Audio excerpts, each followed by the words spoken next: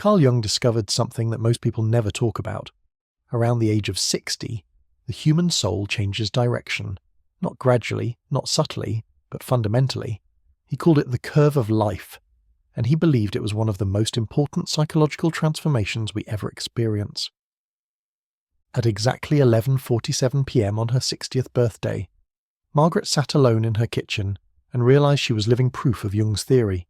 She didn't recognize the woman she'd become. The house was quiet, her husband asleep upstairs, her children scattered across the country with lives of their own, and for the first time in 40 years, she had nothing she had to do, no one to take care of, no deadline to meet, no role to play. And in that silence, something inside her whispered the question Jung said everyone eventually asks: who am I, when no one is watching? Who was I, before the world told me who to be? If you're watching this, perhaps you've heard that whisper too. Welcome to Wisdom After 60, where we explore what Jung called the return to the soul, the journey no one prepares you for, the one that changes everything. Because Jung was right. The first half of life is about building the ego, but the second half? The second half is about coming home to yourself. There is a curve that most people never see. It doesn't appear on life's maps, isn't taught in schools, marked in calendars, or passed down through family advice. But Jung saw it. He studied it for decades, and he noticed a pattern that changed how we understand human development. This curve usually emerges around the age of 60. From the outside, it may seem like nothing much has changed. The body moves a bit slower, the days are simpler, emotions are calmer. But inside, a quiet axis begins to shift. The soul changes direction.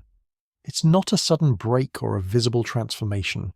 It feels more like something within quietly stops caring about the same goals.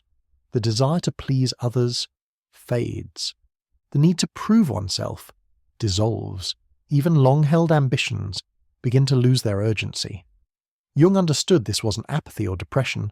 It was the soul's intelligence, the psyche reorganizing itself, the beginning of what he called individuation, becoming who you truly are.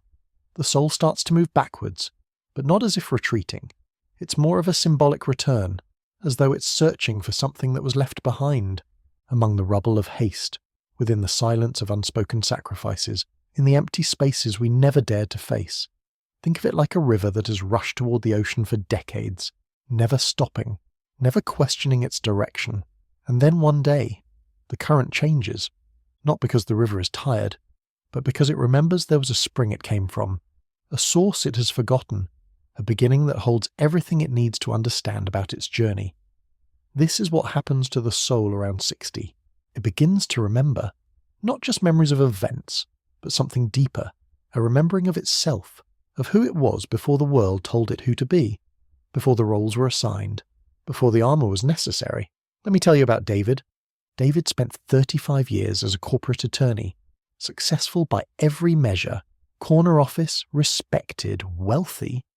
But on his 62nd birthday, he walked into his office, looked at the mahogany desk, the leather chair, the view of the city, and felt absolutely nothing.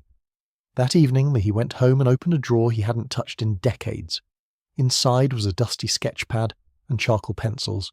He'd wanted to be an artist once, at 17, before his father told him to be practical, before he learned that dreams were for children and responsibilities were for adults. That night, David drew for the first time in 45 years, and he wept, not from sadness, but from recognition. He was remembering who he was. This is exactly what Jung predicted would happen. That return is not easy. It hurts, because by 60, the soul no longer tolerates masks. It rejects pretense. It pushes away everything forced. It demands truth. And truth sometimes just means admitting that much of what was lived was merely a way to survive. Not truly living, but surviving, getting through, making it work, holding it together, playing the part expected of you, while something essential within you waited, patient and quiet, for its turn to speak. At 60, people often feel a strange sense of distance, as if the life that once seemed meaningful now resembles a staged performance. Despite outward stability, many feel a deep kind of fatigue. not physical, but existential, is not depression. It's clarity. It's the soul whispering. It's time to change direction. To stop searching outward for what can only be found within. This clarity comes with a peculiar mixture of emotions. There's relief in it, a sense of finally seeing what was always there but couldn't be acknowledged. And there's grief too. Grief for the years spent in pursuit of things that never truly mattered. Grief for the parts of yourself that were set aside. Grief for the authentic life that was postponed, delayed, put on hold until someday. But here's what makes this moment so powerful. Grief and gratitude can exist together. You can mourn what was lost and still feel thankful for what remains. You can acknowledge the detours while honouring the wisdom they brought. You can see the masks you wore and still appreciate that they protected you when you needed protection. In this phase, many begin to re-examine their story, marriage, children, work, choices, old wounds. Everything returns, but not to hurt, rather to be integrated. At 60, the soul longs for wholeness. It no longer craves a new title, a new car, or a new body. It craves silence, peace, the assurance that despite everything, beauty still exists, meaning still exists, something essential still waits to be found. This is the beginning of what Jung called individuation, the process of becoming who you truly are, not who you were taught to be. And while this process can begin at any age, there's something about the terrain of 60 that makes it particularly fertile ground. By this age, you've gathered enough experience to recognize patterns. You've lived through enough cycles to know that nothing lasts forever, neither joy nor sorrow. You've accumulated enough years to finally have perspective on the story you've been living. And with that perspective comes a question that changes everything. If I have time left, how do I want to spend it? Not how should I spend it, but how do I truly want to? If you're feeling this shift happening in your own life, you're not alone. Here at Wisdom. After 60, we're creating a community of souls who are ready to live authentically. Subscribe to this channel and join thousands of others who are walking this path together. Click that bell icon so you never miss a video, and in the comments below, tell us, what question is your soul asking you right now? Your story matters. Share it with us. It is a time of symbolic cleansing, a time to open the inner drawers, to discard inherited fears, to forgive those who never knew how to love properly, to release the need to always be strong, to look into the mirror and finally see themselves without mask, without makeup, without lines. Imagine your inner world as a house you've lived in for 60 years, a house you've filled with furniture that wasn't always your choice, decorations that pleased others, rooms you kept closed because they held too much pain, windows you never opened because you were afraid of what you might see outside, or what others might see inside. At 60, you begin to walk through this house with new eyes. You start opening those closed rooms. You look at what you've been carrying and ask, is this mine? Did I choose this? Does this reflect who I am or who I thought I should be? I remember speaking with Eleanor, a woman who just turned 61. She told me something I'll never forget. For 40 years, she said, I kept fresh flowers in the dining room, every week, without fail. Do you know why? Because my mother-in-law once said, a proper home always has fresh flowers. I didn't even like fresh flowers. I'm allergic to most of them. She laughed when she told me this, but there were tears in her eyes. Last month, she continued, I walked past the flower shop, and I just kept walking. And when I got home, I looked at the empty vase and felt the most incredible sense of freedom. That empty vase was the beginning of Eleanor's cleansing. This cleansing is not about throwing everything away. It's about discernment. It's about learning to distinguish between what nourishes your soul and what depletes it, between what's authentically yours and what you inherited without questioning. Many people at this age discover they've been living by rules they never agreed to, rules about how to be a good parent, a good spouse, a good employee, a good person, and while some of these rules served a purpose, others were simply chains disguised as guidance. The soul at 60 begins to shed these unnecessary rules, not out of rebellion, but out of clarity. It's not that you suddenly become irresponsible or selfish. It's that you finally understand the difference between genuine responsibility and the burden of others' expectations. You begin to release the guilt that came from saying no, the shame that came from not being perfect, the fear that came from not meeting everyone's needs, the exhaustion that came from trying to be everything to everyone while being nothing to yourself. Those who walk through this gate with courage discover something rare. They discover that the soul does not age, it simply returns to its purest form. And what once seemed like an ending turns out to be the beginning of a new way of living, deeper, lighter, more true. That is the secret no one talks about, the curve no one points out. But for those who listen to their own soul, it becomes the road that leads home. Some call this time maturity, others call it aging. But there is something beyond words happening here. At 60, the body may slow down, but in the soul, something quietly accelerates, as if everything postponed now demands its space, as if the unfinished business of life gently whispers, "Now is the time." Think about the dreams you set aside, the talents you never developed, the places you never visited, the conversations you never had, the person you might have become if circumstances were different.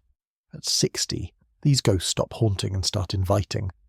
The strange thing is, this shift doesn't happen on the outside, it happens in the invisible. One day, without any obvious reason, you wake up and feel that certain clothes no longer make sense, that some conversations have become dull, that the things you were once proud of now feel like a burden. The soul begins to ask questions. What still moves me? What part of me remains untouched by others' expectations? What would I do if I no longer had to please anyone? These questions don't arise by chance. They sprout like seeds of a new cycle, because at 60, time is no longer measured by quantity, but by quality. Urgency no longer comes from the outside, it comes from the soul. You begin to realize that time is not the enemy. The real enemy was always the fear of living authentically. The real thief was never aging. It was postponement. The real loss was never the passing years. It was the unlived moments within those years. And so the soul, with whatever time remains, begins to insist, not aggressively, but persistently, like a gentle hand on your shoulder, turning you toward the path you were always meant to walk. There was a woman named Patricia, a retired schoolteacher, who told me her moment of awakening came in the grocery store. She was standing in the cereal aisle, the same aisle she'd walked down every week for 30 years, buying the same brand her husband preferred, even though she'd never liked it, and suddenly, at 63 years old, she thought, "Why am I buying cereal I don't like?" It seems like such a small thing, insignificant. But Patricia stood there in that aisle and cried, because it wasn't about the cereal. It was about everything, every choice she'd made to keep peace, every preference she'd buried, every time she'd said it doesn't matter when it did. She put down the box, walked 3 steps to the left, and picked up the cereal she'd wanted all along. That was her revolution. Carl Jung believed that after the phase of adaptation and conquest, the psyche seeks reintegration, and that only happens when there's space to confront what's been forgotten.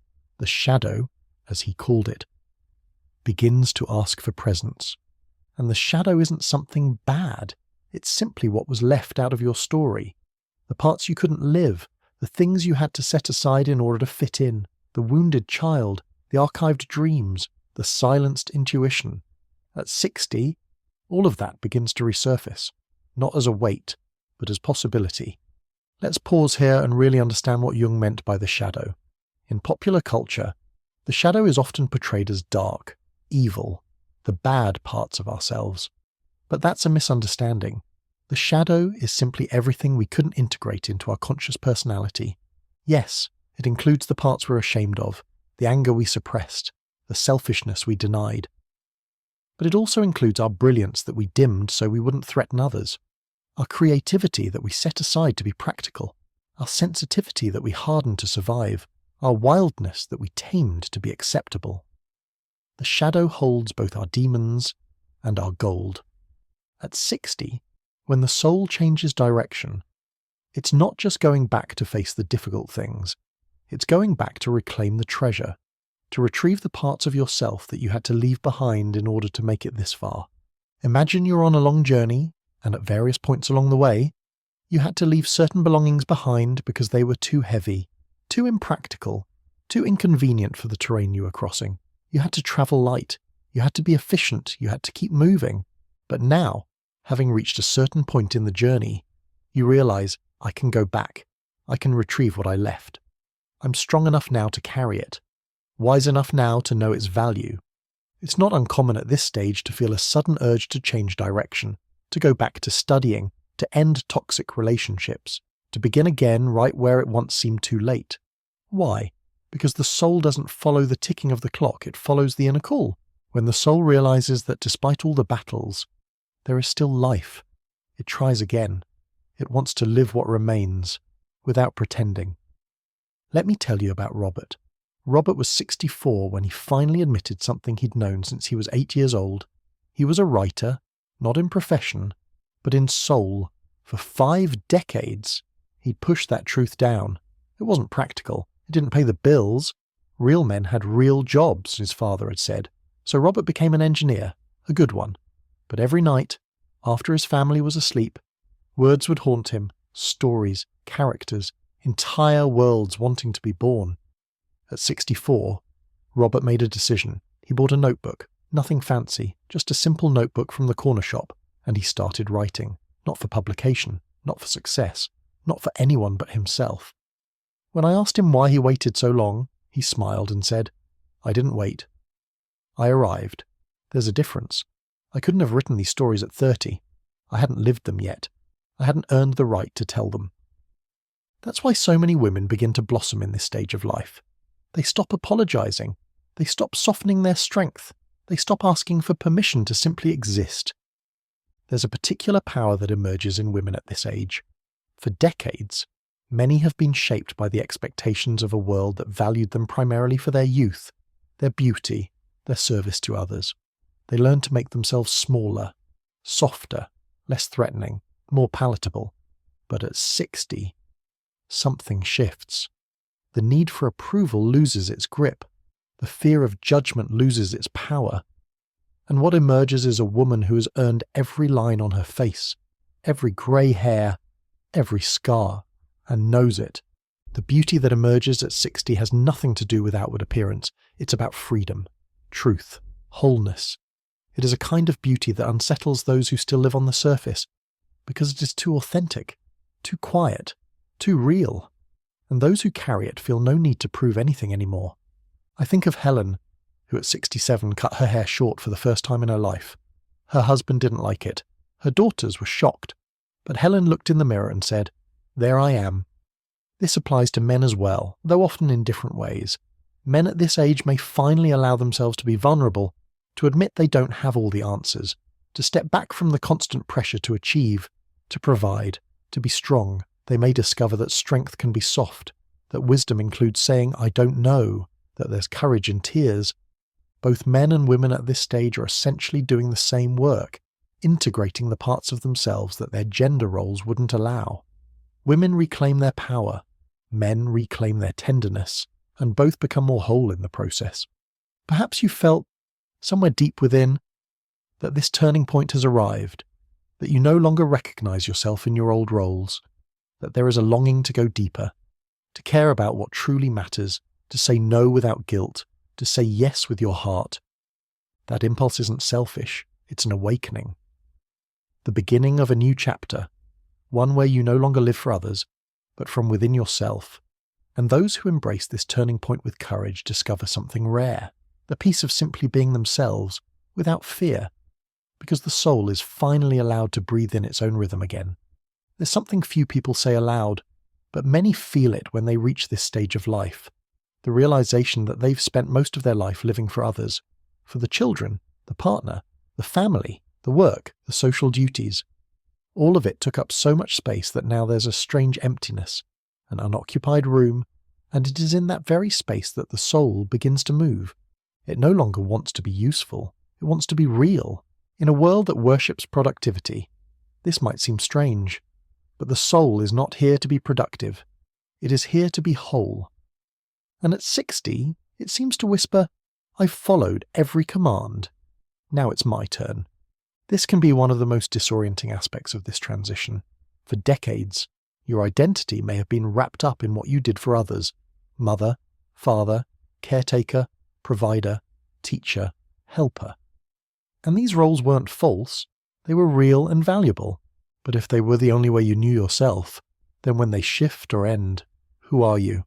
When the children grow up and leave, when you retire from the career that defined you, when your body can no longer do what it once did, when the roles that gave you purpose begin to fade, what's left?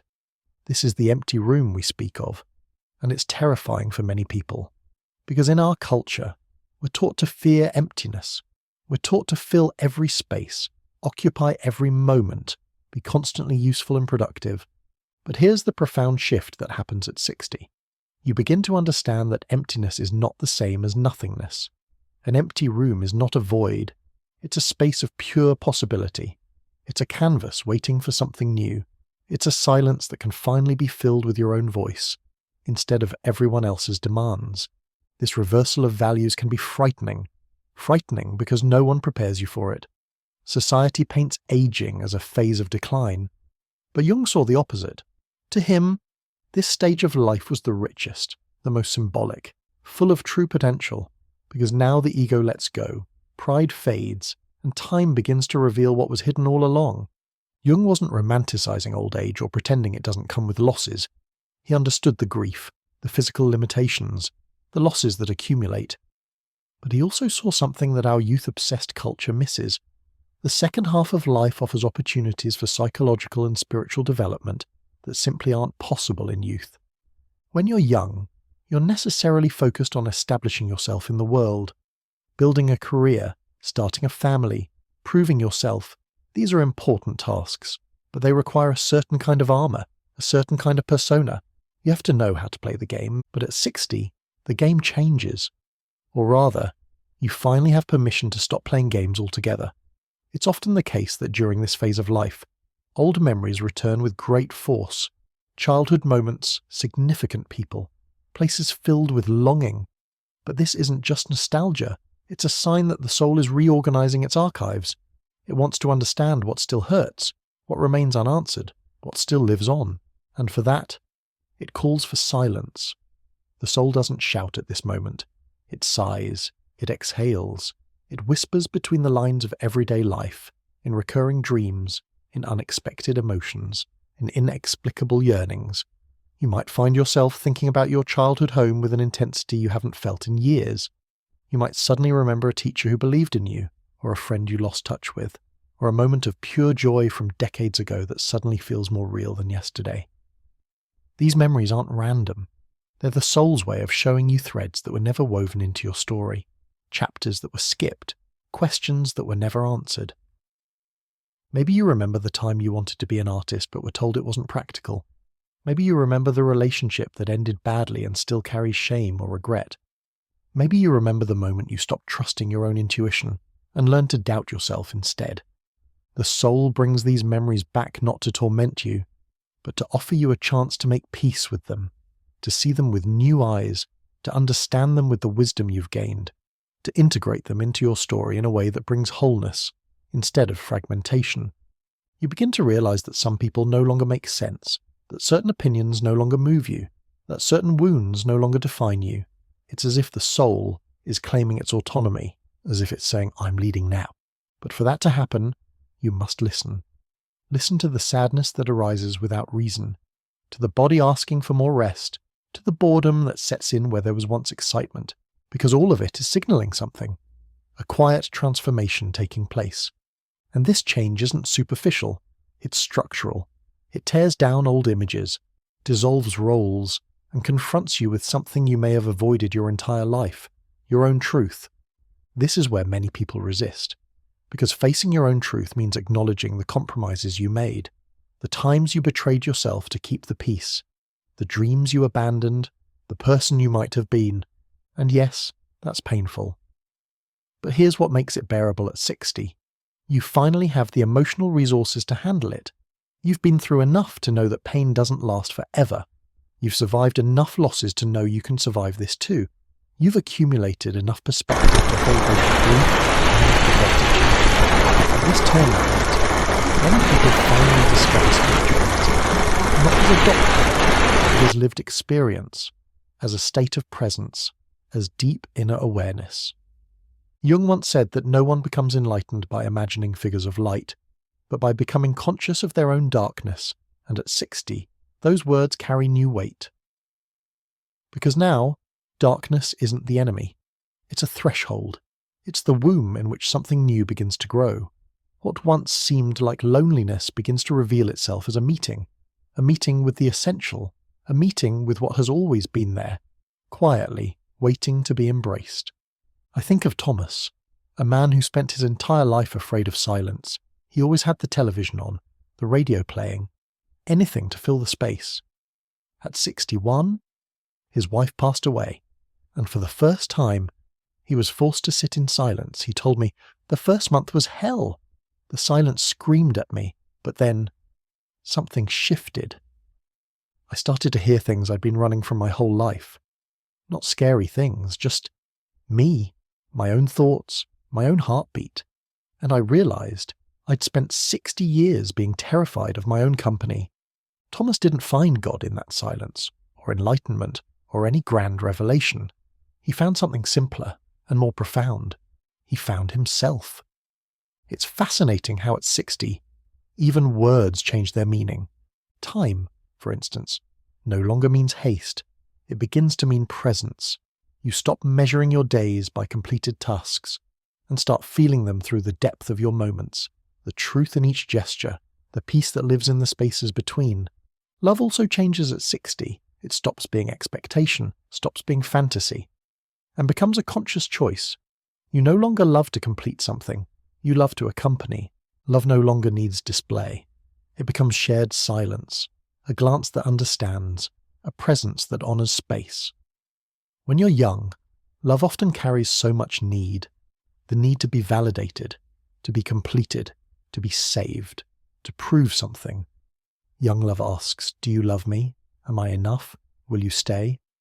But love at 60 asks different questions. How can I honor who you are? How can I support your journey while remaining true to mine? How can we be together without losing ourselves? This kind of love doesn't cling. It doesn't demand. It doesn't need the other person to be anything other than who they are. And paradoxically, this is when love becomes most profound, when it stops trying to possess or change or fix, and simply allows. Fear, on the other hand, loses its grip. You've seen too much to be frightened by little things. You've fallen and risen so many times that fear becomes just a reminder of how strong you've been. At 60, there's a kind of wisdom that can't be explained, a clarity that doesn't come from books, but from scars, a knowing that lives in the body, speaks through the eyes, and expresses itself effortlessly. And that's exactly why this wisdom unsettles. It disturbs those still acting in the theatre of the ego, who confuse worth with appearance, who equate youth with power, without realizing that a ripened soul becomes fertile ground for creation, because in this stage of life, the most beautiful things begin to emerge, the deepest stories, the most honest advice, the pauses that heal. But only what had the courage to die can come to life again. At 60, many things must die. The need for approval, the illusion of control, the habit of trying to save everyone, the pressure to be perfect. And when all of that dies, something extraordinary happens.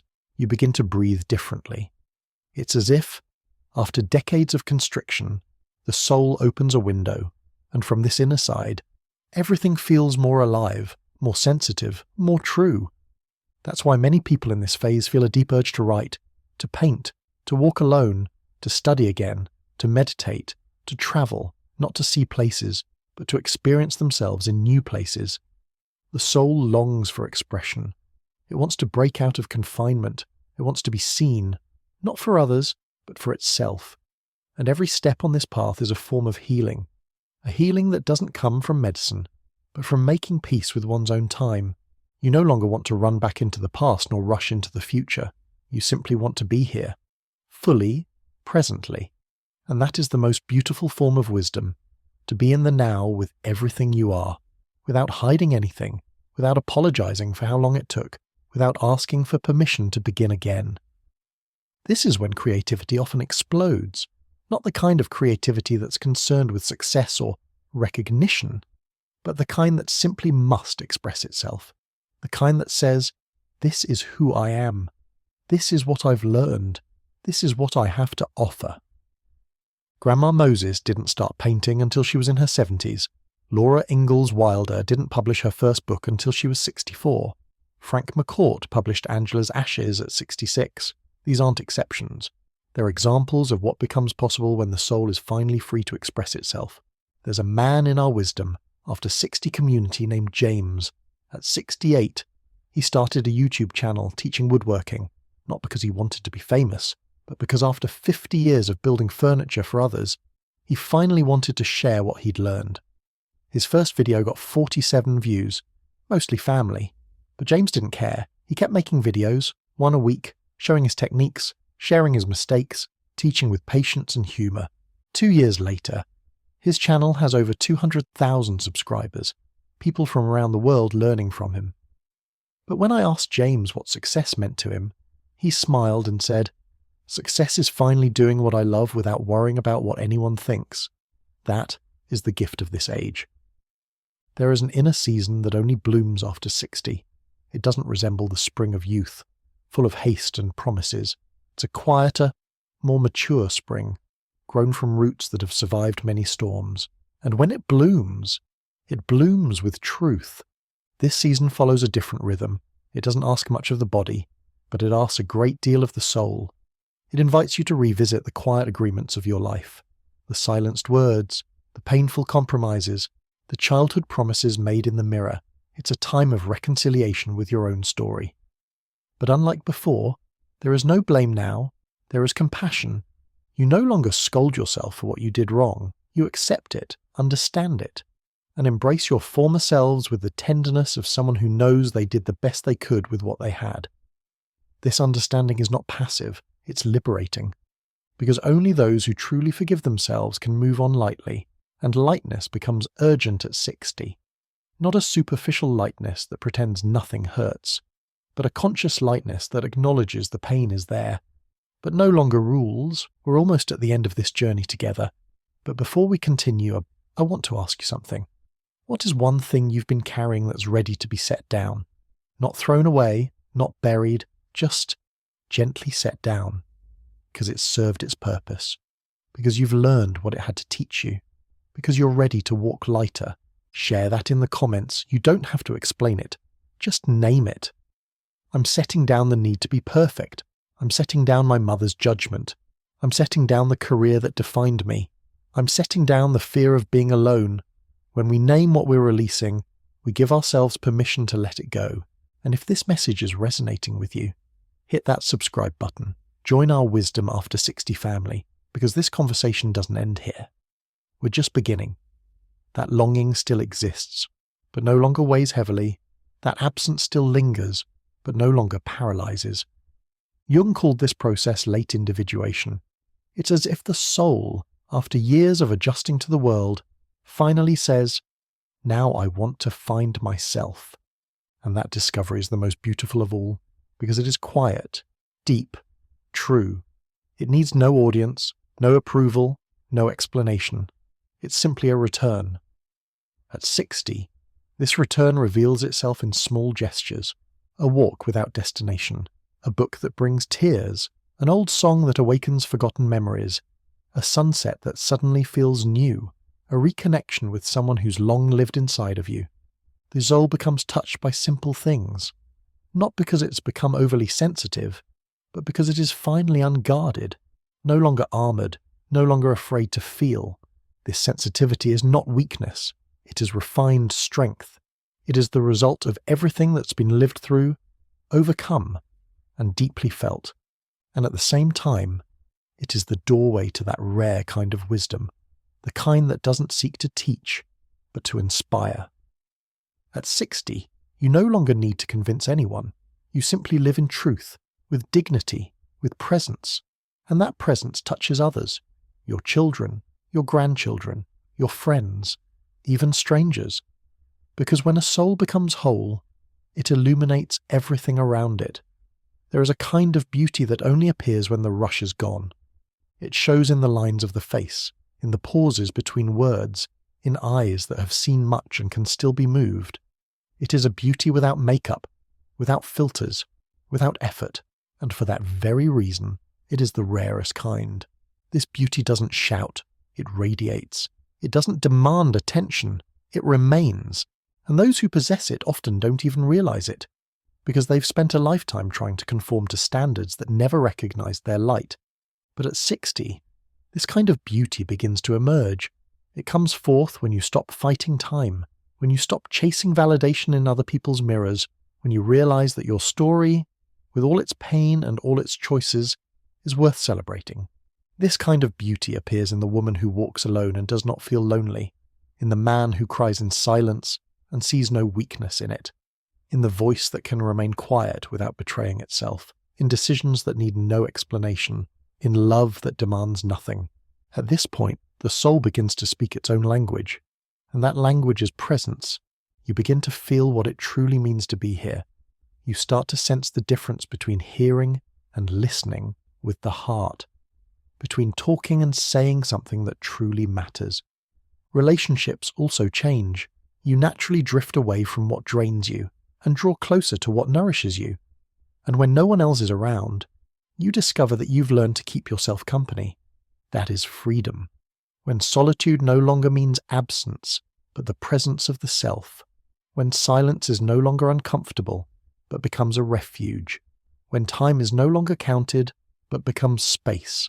Space to breathe, to remember, to feel, to exist more lightly. At 60, you realize you no longer need to explain yourself. You simply are. And those who see you will stay. Those who don't will leave. But that no longer hurts, because you understand a soul can only be recognized by another awakened soul. And in that quiet, wordless recognition lies the truest connection. A connection that doesn't bind, demand, or control. A connection that simply allows, like a meeting between mirrors, like a dance in silence, like the certainty that despite everything, a life of wholeness is still possible. When the soul changes direction, everything that was hidden begins to rise, sometimes as a soft breeze, sometimes as an inner tremor. But it always comes with an invitation. Be who you are at last, and without fear. And that requires letting go. Letting go of old versions of yourself, of stories others told about you, of the need to be useful, productive, admired, perfect.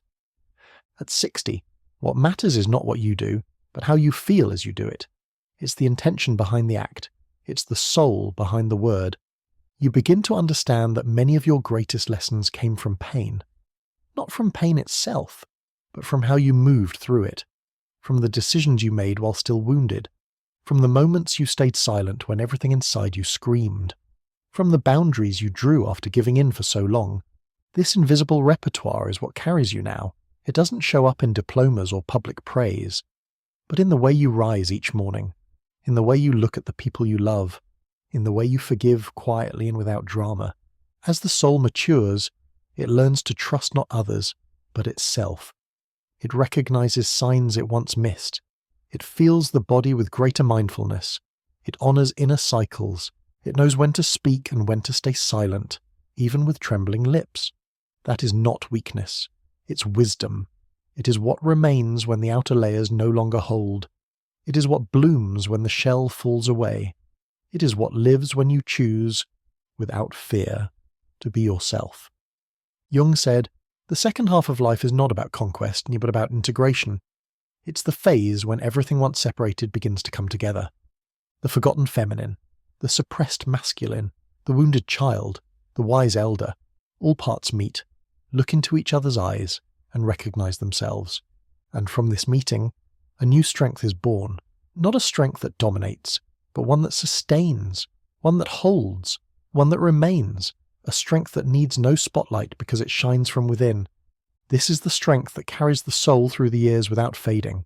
It asks for little, only truth, only silence, only the courage to never abandon yourself again. There comes a moment when everything falls into alignment, not because the world has changed, but because something within you has finally found peace. At 60, the soul no longer wants speed. It longs for depth. It no longer needs final answers. It seeks presence. It no longer wants to conquer the world. It wants peace in its own body. At this point, many realize that life was never about having. It was about being. Being who you are, even if no one understands. Remaining true to your truth, even if it's not well received. Being whole, even if you've been broken 1,000 times. By 60, the losses have left their marks. The illusions have been tested. The roads have shown both their shortcuts and their cliffs. And still, there's something inside you that keeps going, that breathes, that dreams, that wants to live, not out of duty, but out of joy. This desire to keep going lightly is proof that the soul is alive. Carl Jung saw this phase as the most sacred, because it's the time when the ego bows before the soul, when the outer world fades in importance, and the inner world becomes a temple, when you learn to walk without carrying the weight of the world on your shoulders, when you finally understand that you're allowed to rest in yourself. And this resting is not passivity, it is reconciliation with your own story, with your body, with time, with light, and with shadow. In that stillness, the true meaning of life begins to unfold, not the one you were told, but the one you found yourself through it all. If you've stayed with me through this entire journey, I want to thank you. Your presence here tells me something important. You're ready. Ready to listen to your soul. Ready to walk this path with courage. Ready to become who you've always been beneath all the roles and expectations. Here at Wisdom After 60. This is just the beginning of our conversation. I want to hear your story. In the comments below, complete this sentence. At this stage of my life, my soul is calling me to. Maybe it's calling you to rest, to create, to speak your truth, to forgive, to begin again. Whatever it is, share it. Because your story matters. Your journey matters. You matter. Subscribe to this channel if you haven't already, and click the bell so you never miss our next conversation. Share this video with someone who needs to hear it, someone who's standing at this threshold, someone whose soul is ready to change direction. And remember, the curve that no one talks about, the journey that no one prepares you for, it's not about endings, it's about homecoming, it's about finally returning to yourself. This is Wisdom After 60. Until next time, may you walk gently with your soul.